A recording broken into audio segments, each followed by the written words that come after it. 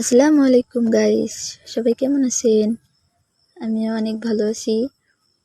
অনেক দিন থেকে ভাবলাম ছোট্ট মিনি কিচেনের কাজ শুরু করব, কিন্তু সময় পাচ্ছিলাম না, সেজন্য বানাতে পারিনি।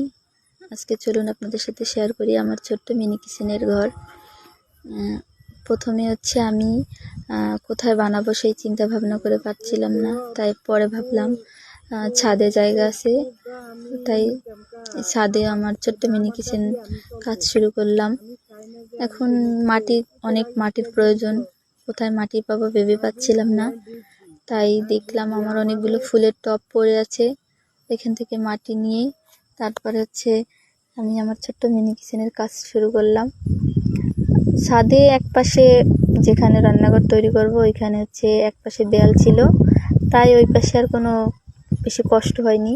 এখানে শুধু নরম কাদা দিয়ে সুন্দর করে লেপে দিয়েছি, আর অপর সাইডে হচ্ছে কয়েকটা ইট দিয়ে ছোট্ট করে দেয়াল তৈরি করে ওখানে হচ্ছে কাদা দিয়ে সুন্দর করে দেয়াল করে লিপে দিয়েছি।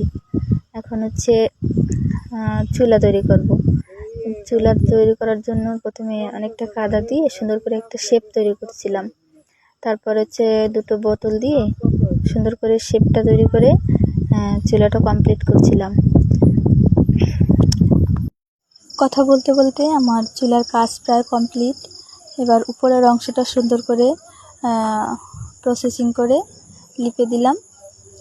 এবার হচ্ছে চুলার যে নিচের অংশটা ওটা সুন্দর করে লিপে, যেখানে বসে রান্না করবো আর কি, ওটা সুন্দর করে লিপে, দেখেন আমার চুলাটা কত সুন্দর হয়েছে, অনেক সুন্দর হয়েছে তাই না? এটা শুকানোর পরে পরবর্তীতে আবার ভিডিও নিয়ে আসবো।